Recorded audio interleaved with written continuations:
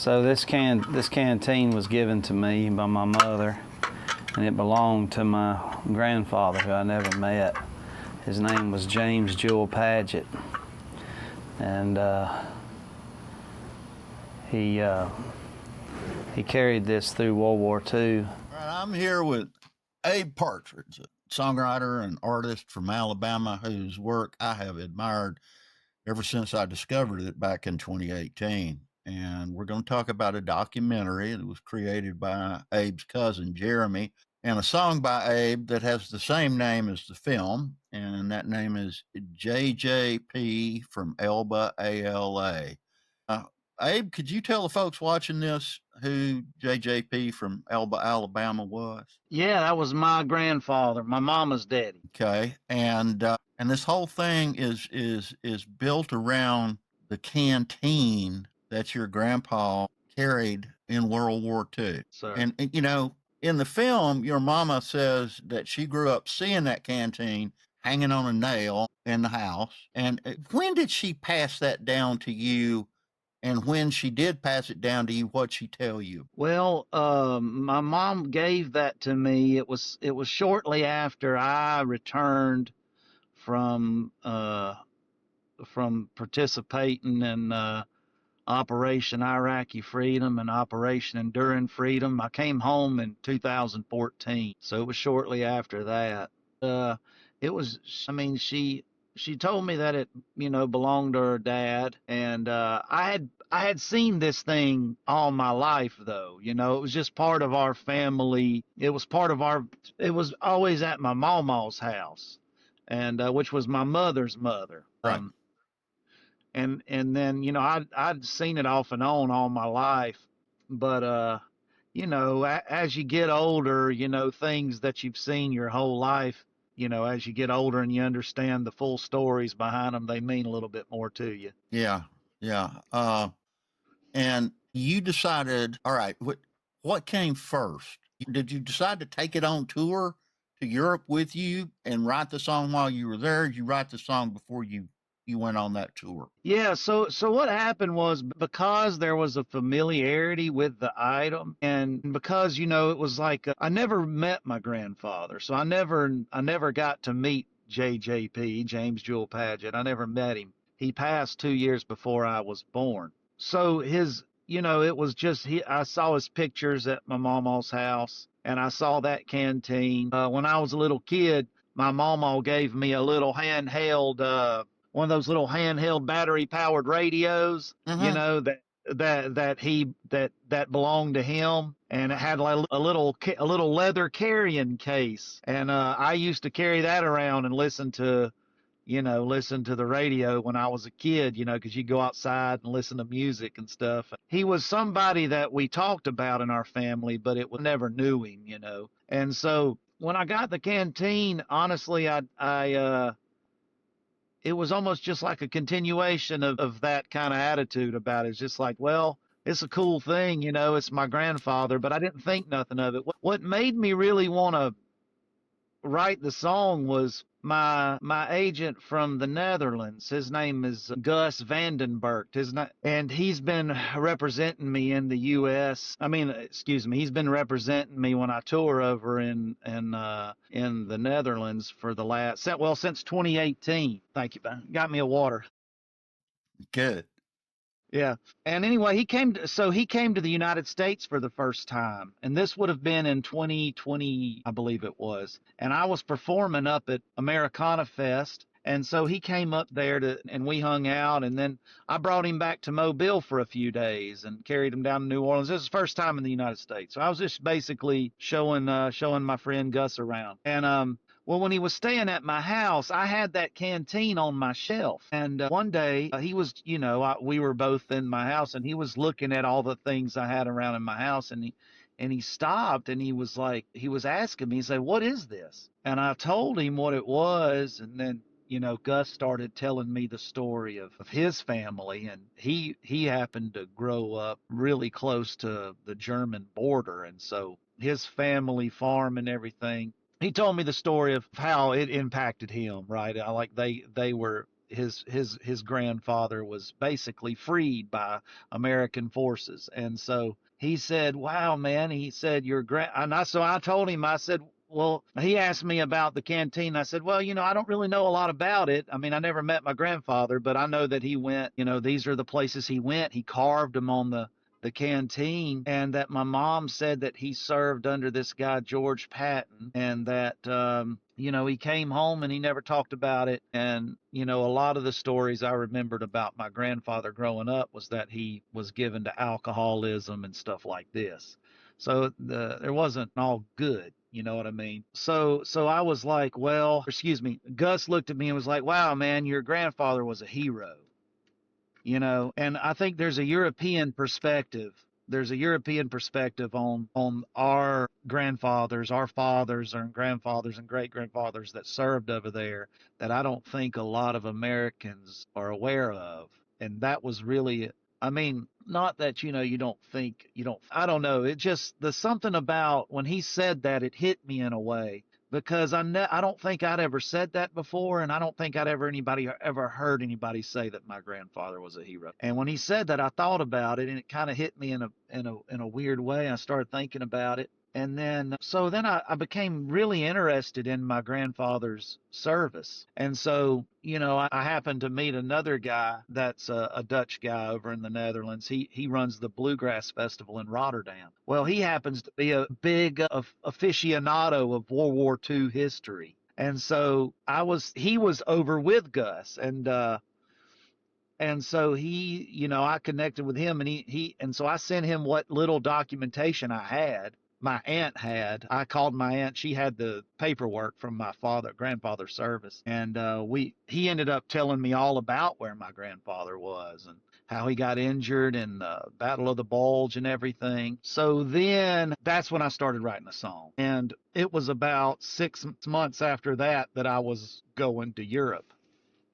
And, there was so many coincidences here. It's like when I finally got my tour schedule, it was one of those kind of, those happy accidents, where it's like my tour schedule was actually following in the steps of my grandfather's campaign or tour across Europe. And so you started performing the song, and you took the canteen along Yeah. with you and talked about it. One of the things that all right, how did the idea of taking your cousin Jeremy along to make this film? Well, see, so Jeremy, he's my cousin, but we actually don't share this grandfather. We're cousins. Yeah, we're cousins through my dad, not my Okay, mom. right. So Jeremy is a filmmaker, and he a video journalist. He works for the news channel down in Pensacola. And I was telling him about what I was gonna do. I had no intentions of making a documentary. It was just, I told Jeremy what I was gonna do because I had wrote this song. I had played it in the United States one time before going over to Europe.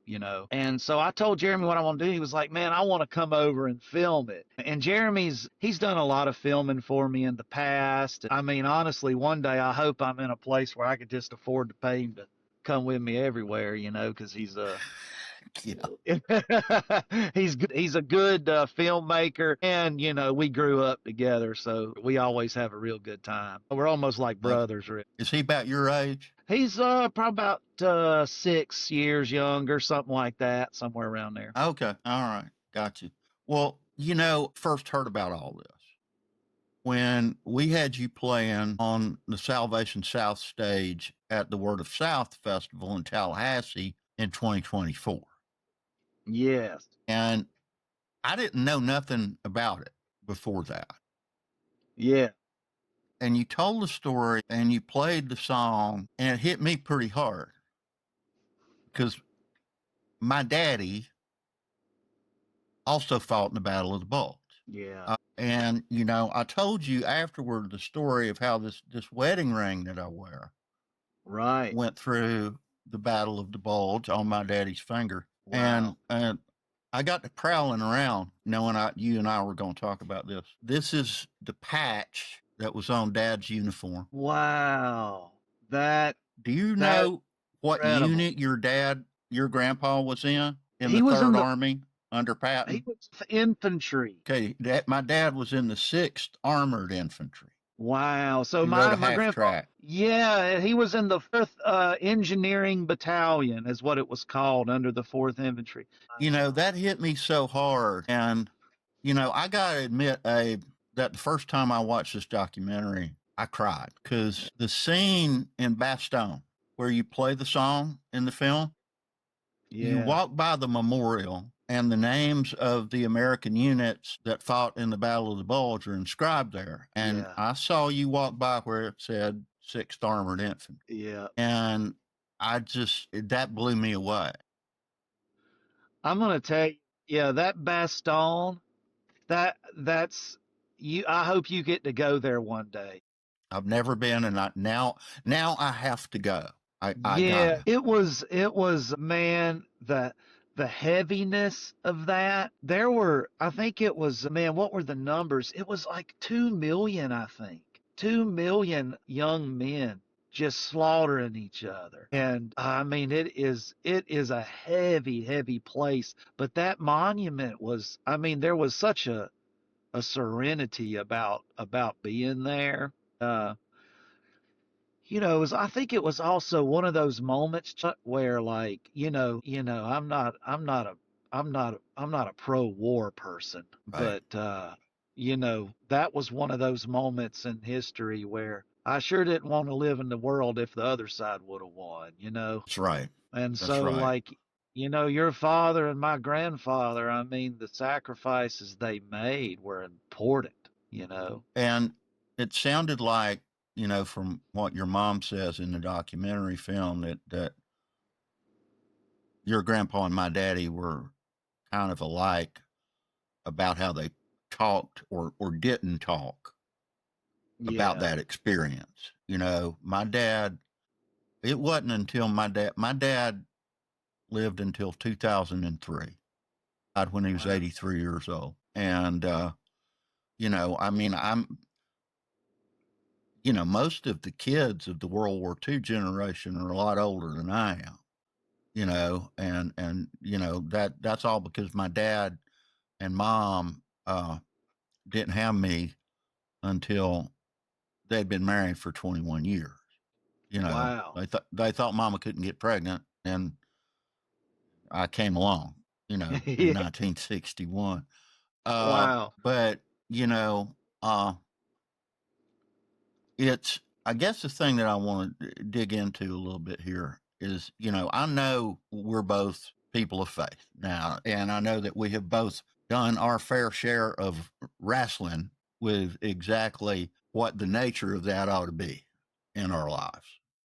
Uh, Yes. but I heard you say in the film, if ever there was a war that should have been fought, World War II was it. And I agree with you, but I'd like to hear you talk a little bit about why you feel that. Yeah. Well, I mean, I'm not going to sit here and talk to you, Chuck, pretending to be some type of history expert or politic and war expert, because I'm certainly not. But when you have a whole regime that's dedicated to annihilating the certain races of people, I think that's the kind of regime that you just can't allow to be. You know what I mean? When you have Holocaust and things like that, that's something that has to be stopped.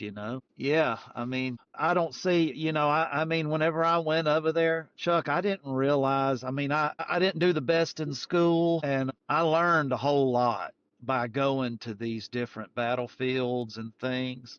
And I saw the aggressive campaign that the Nazi regime was taking under Europe. I mean, before we got involved, they had taken just about the whole thing other than the island of Britain.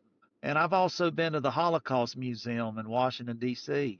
It's a tough And go. I, I took my son. My son is 19. He's been with me on the road now for a year. He took a gap year after his high school graduation, and we went to DC, and that was, it was probably a mistake. But that was the first place we went when we got out, because it was just happened to be the subway, where we got off. It was like the first attraction close, and man, the heaviness of that thing is Um, something to it. It gets down into your soul and gets you, and then you see the videos of what our grandfathers and our fathers and our great grandfathers saw. Yeah, there's some types of, I'm not a pro-war person, but man, when I'm pro making sure that folks don't go out here and extinguish entire races of people, though. I am pro that. right, right.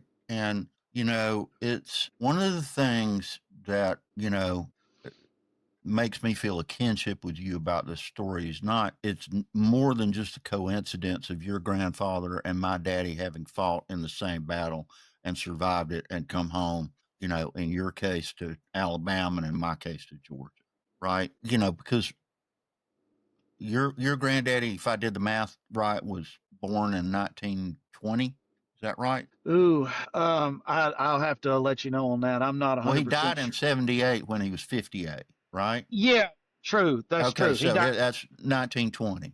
My Yeah, dad was exactly. born in 1919, and they Oh, both wow. grew up in the small town South. The way you talked about when you went to the graveyard and talked about the little church that they went Yeah, to, and how the men would sit on one side and the women would sit on the other side and they'd sing into the middle. I mean, that's yeah, exactly what I grew up in the middle of, right? yeah. Right. And and I know that both your granddaddy and my daddy were raised in an era where white people in the South really did look down on people of another race. And my daddy, when he finally did start talking about this stuff, started talking to me about how his experience in that war changed his point of view. And I don't, your granddad died so much before that and you never got to talk to him. I don't know if he had that experience or not, but it would be logical to think that he did. I mean, my dad's unit was part of the force that liberated Buchenwald. And his experience of seeing all these people who were waiting to be exterminated because of who they were changed him forever, and it does make you think about, like, I think that's what does make people, like your grandpa and my daddy. I don't have any trouble anymore thinking about them as heroes, Yeah. you know. Well, and I mean, I think, you talk about the nature of faith, and how you parse all that out. And obviously, I've changed a lot in my understanding of all this over the years, or at least the way I see it. But I think in men is I think in every man is light and darkness, and I think we have to find ways to celebrate what the light, and I think in celebrating the light, sometimes it, not to disregard, or not recognize the darkness, but yeah, it is an interesting thing to think about, how you would go over there and fight a racial supremacist and then come back and have a lot of that. But I mean, we don't even really have to look that far today to see the same people espousing the same types of what was essentially the underpinnings of Nazism. I mean, they're doing it now. And I mean, I know a lot of people throw that word around loosely, but I mean, you don't have to dig too far deep on YouTube to see somebody talking about the same type of racial supremacist ideologies that underpinned all that. Yeah, I know, and it's hard. I think, and that's why I think that you writing that song and y'all making this film is important because I think Yeah, it's one more thing that makes people think about it, and makes us think about deeper questions like, how do you respond to this kind of stuff? It was really interesting to me because this past winter I took a Sunday school class at church where we studied a book called Following Jesus in a Culture of Fear. And it was written by a guy named Scott Bader Say, who's an Episcopal priest, and he's the the dean of the Seminary of the Southwest, which is a big seminary in Austin, Texas, right? And he wrote a chapter in there about the question of whether a war could ever be considered just from a Christian perspective.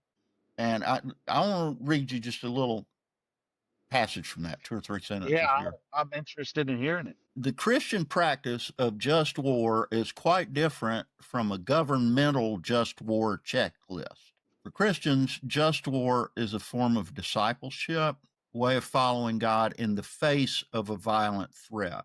Just war requires discipline because the extremity of the situation does not allow us simply to set aside all the virtues by which we follow Jesus: faith, hope, love, patience, courage, and wisdom. Engaging in a just war arises as a tragic exception to the presumption for peace. And Yeah, I try to live by that presumption for peace in the way I live my life. And I'm sure you do too. But you, it's hard. I mean, sometimes I guess people are required to think about what action do you take in the face of, you yeah. know, Yeah, I mean, you're getting down to the very, nitty gritty of how it is, how it is we're supposed to, we're supposed to live, we're supposed to walk these very narrow lines. mhm, I'm in my personal life, I seek to live in peace with everybody. right, I don't want, I will do my vet, I will make major compromises to avoid confrontation in my personal life.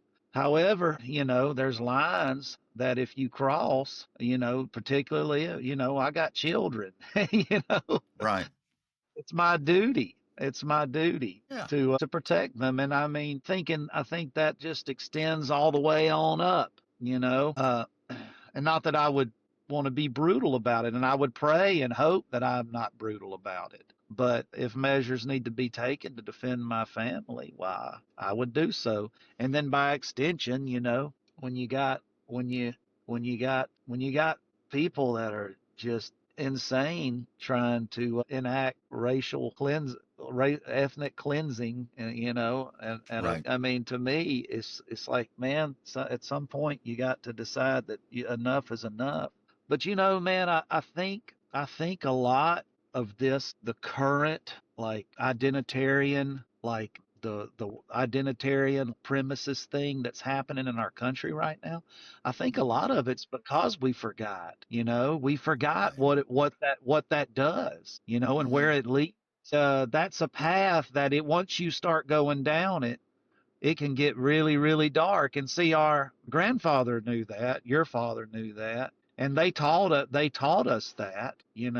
But I think there's more and more people that just don't remember these stories. And in a way, I mean, that was part of the purpose of me writing the song. It was definitely an exercise in connecting with where I come from and my past, for sure, or like my heritage, I guess you could say. But it was definitely helped to be spurred along, like this idea that I wanted to write this song because you see so much of you see so much in the same that's going in the same direction in the modern day. And we had hundreds of thousands of millions of our fathers and grandfathers and great grandfathers that died, trying to root this ideology out, and only to see it begin to flourish in our own country all these years later. It's kind of maddening. It is. It's maddening. But I thought it was a really beautiful idea, yeah, Abe, that you did this sort of symbolic act of, going to the same places where your grandfather went carrying a gun and you were carrying a guitar, Yeah. and you talk in the film about how that seemed to mean a lot to the people over there whose families were so close to it in their own history. I That must can't have tell been a you how powerful experience for you. it was one. I mean, it was so meaningful. I'll never forget it. I heard so many family stories, Chuck. I mean, every show I had multiple people come up telling me stories, and their stories are way different than ours. Their stories are about real loss and real pain and suffering. I mean, there's a town over there in Belgium where I was where, oh man, the Nazis came in there and they just killed every single male between the ages of like 12 and 80 or something like that. Just lined them up and murdered them.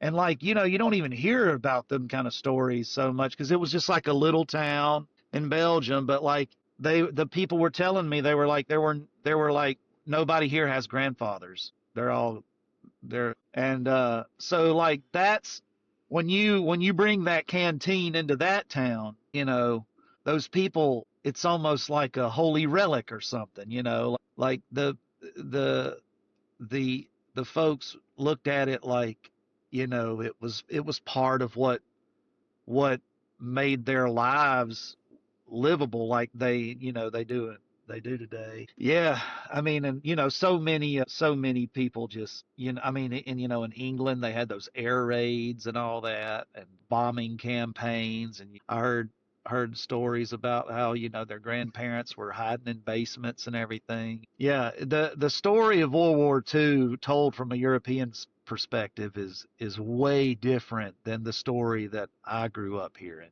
Where our fathers just went off, Right. but in Europe the Nazis came to them. Well, it's I think it's about what happens in the place where you walk around and spend your life. You know, Yeah. it's it's by definition more personal. But I, one last question here. I mean, how old are your kids now? I have a 19 and an 18, and then I have an 11. Curious. Has your experience in doing this and then coming back and talking about it, doing what you've been doing with, does that have an impact on your kids? Or do you have a hope for what kind of impact it'll have on them and other folks who are just in your audience? Yeah. We live in such a, I mean, yeah, I definitely do, but in probably in more than one way. We live in such a, like a disjointed world now where most of us can't even tell you who our great grandparents was, Right. and I think that probably makes us a lot different than most of our ancestors. And we move. We just like, I mean, I personally haven't, but a lot of folks, they up and just move the place where they were from and they start something else. And then it's like they just, there's no connection to a land. There's no connection to their families, And I think one of the best things about this whole project for me was connecting with that story. It, you know, I mean, people, you get a sense of meaning and you can get a sense of direction where it is that you're going, what it is you're carrying forward when you know where you came from. And I mean, I'll be the first to say, that yeah, I mean, being the descendant of of white American Southerners, there's obviously some things uh, where they got it wrong, you know Yeah. and and having the gall to say it is great, but if it makes you just completely separated in the world from any type of family's story, or I guess what I'm saying is like having a connection to the good things, and to the good things. There were a lot of poor American, uh of white American Southerners that went over there and saved the world from you know Nazism. Right. That's something to be proud of, It is indeed. It is and indeed. it's a story to tell. And so like just I had a guy that was from Japan actually come to one of my shows in Atlanta, and I sang that song, and he came up to me after the show, and he was crying. And he said, "I've never seen an American do what you did." And I was like, "Well, I don't know what you mean." And he said, "I've never seen an American do that." He's like in Japan. He's like, "This is, people connect with their ancestors like this." And he's like, in America, nobody does it. But he says he Mm, said he said he was so moved by it because he had never seen an American do that before. And I think there might be some value in that we're missing. And I really I guess I don't really have all the ways to verbalize what it might be, but just there's something about being connected to your family and being able to know those stories and being able to carry them forward. And I'm not talking about going to the genealogy website and just pushing your name in, but like these real stories, you know. I mean, I talked to my aunts. You know, unfortunately, my mama, she passed away before I did all this. I wish to God I would have done this before she passed. But you know, my aunts, when they saw it, they and my mom, they just sat there and cried. You know, and bringing back water. I brought water back from the memorial there in Luxembourg, where my grandfather fought at World War. His battalion was in the Luxembourg area for the Battle of the Bulge, and there was a big memorial for American troops there. And you know, to bring that water back in that canteen from that thing. I mean, that water's still in that canteen right now. Just having it and letting my mama, you know, take that canteen and, you know, fill that water in there. I mean, it's all symbolic, but it's meaningful. And it's, you know, it was amazing. You know, also, you know, for my kids, I mean, you know, especially like my young boy, there's such a temptation in today's world for young men to fall into this, you know, these types of thought patterns with the, you know, the there's so much of this stuff out in the internet today. The racial supremacism, the identitarian politics, all this stuff. And I want to make sure that my children know these stories and know the lessons from history. You know. And I think you've done, one more little important piece of spreading that message out. And I, for one, appreciate that. And Abe, I Thank you. always love talking to you, bro. Yeah, Chuck, I always love talking to you, man. And thank you for, you know, whenever I made this, it took so long for my cousin to make it, you know, and whenever we talked there at it's at the Word of the South, I knew. I was like, oh man, I really hope Salvation South would do something with this. So thank you so much, man. I mean, Oh, yeah, this is ideal. And I know it's not yeah, it's not the grand statement on everything, but you know, it's just that's all we got's a voice, right? It's like well, John the Bat. it's your statement. And you make Yes. your statement, I make my statement, and hopefully we encourage other people to make their own. Yeah, That's, that's it's like when we started this thing up, I had a buddy of mine from Dothan, Alabama, originally, yeah. who said, you got to remember there ain't just one South, there's tens of thousands. Yeah. And all those stories got to get told. Yeah. So, well, listen, thank you for your time. I appreciate it. And we'll talk again soon, I hope. Yeah, I hope so too, Chuck.